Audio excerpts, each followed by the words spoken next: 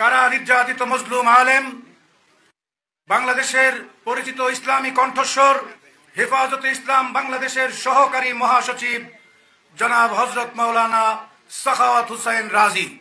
বক্তব্য রাখবেন মাওলানা সাখাওয়াত হুসাইন রাজি।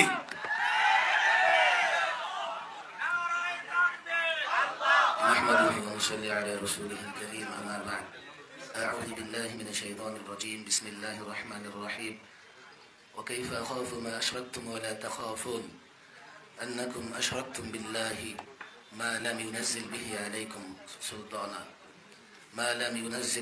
عليكم سلطانا فأي الفريقين أحق بالأمن إن كنتم تعلمون صدق الله مولانا العظيم।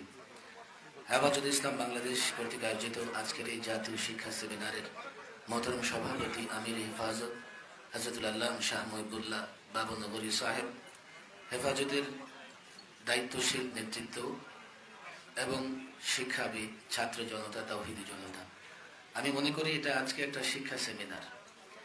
এই সেমিনারকে ফলপ্রসূ করবার জন্য, সফল করবার জন্য কমপক্ষে আমাদের তিনটি কাজ করা দরকার।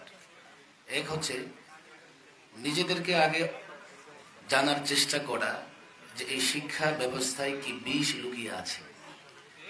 এই বিষ পান করে আমার সন্তানরা কি করে পৌত্তলিক হয়ে যাবে, কি করে নাস্তিক হয়ে যাবে। প্রথম কাজ হচ্ছে আমাদের এই শিক্ষা ব্যবস্থার ভয়াবহতা সম্পর্কে জানবার চেষ্টা করা।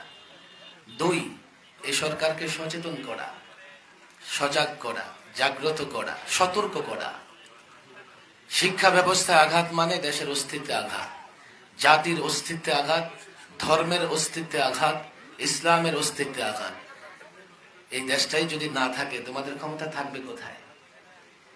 ইংরেজরা মূলত আমাদেরকে দাসত্বের জিঞ্জিরে আবদ্ধ করে রাখবার জন্য তাদের মতো করে শিক্ষা ব্যবস্থা সাজিয়েছে। আমরা এখনো ইংরেজদের শিক্ষা ব্যবস্থা থেকে মুক্ত হতে পারিনি, বরং তার সঙ্গে যুক্ত হয়েছে পৌত্তলিকতা।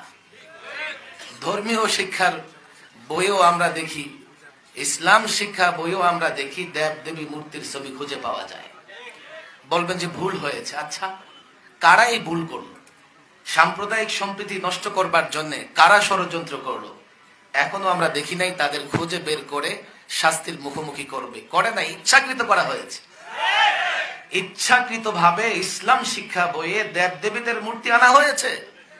তিন, জাতিকে সচেতন করা, জাতিকে বোঝানো। তিনটা কাজ আমাদের অবশ্যই করতে হবে। আমি মনে করি শিক্ষা এই সেমিনারকে ফলপ্রসূ করতে হলে হেফাজতের নেতা কর্মী দায়িত্বশীল উপস্থিতিকে এই তিনটা বিষয় চূড়ান্ত করতে হবে। বড় একটা কঠিন সময় অতিক্রম করছি আমরা।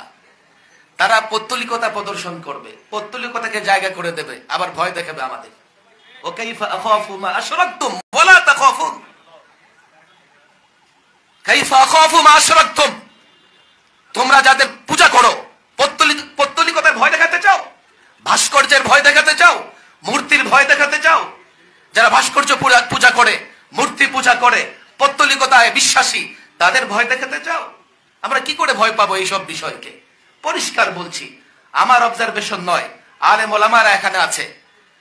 2013-তে 13-14-তে একবার এই শিক্ষা ব্যবস্থায় আমূল পরিবর্তন করার পরে হেফাজতে ইসলামের দাবির মুখে সরকার যত ধরনের নাস্তিকতা, পৌত্তলিকতা প্রবেশ করিয়েছিল বাদ দিয়েছে। এবার আবার নতুন করে এগুলো কেন আসছে? আমরা এমন একজন শিক্ষা মন্ত্রী পেয়েছি যিনি জয় জগন্নাথের জয়ের স্লোগান দেয়। ওলামাদের কাছে আমার প্রশ্ন, মূর্তির জয়, হুবল, হুবলের জয়, এটা তো মুশরিকদের স্লোগান। রাষ্ট্র ধর্ম নিরপেক্ষতায় তোমরা চালাও, তুমি ব্যক্তিগতভাবে তোমার পরিচয় কি জাতি জানতে চায়? ওলামাদের আজকে এ বিষয়ে কথা বলতে হবে।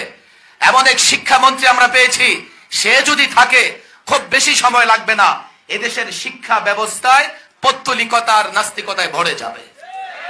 পরিষ্কারভাবে এই বিষয়ে ওলামাদের কথা বলতে হবে। আল্লাহ তাবারক ওয়া তাআলা এই শিক্ষা সেমিনারকে কবুল করেন এবং আমরা অন্তত এই তিনটা দায়িত্ব নিয়ে এখান থেকে ফিরে যাব। ওয়া মা তাওফীকি ইল্লা বিল্লাহ।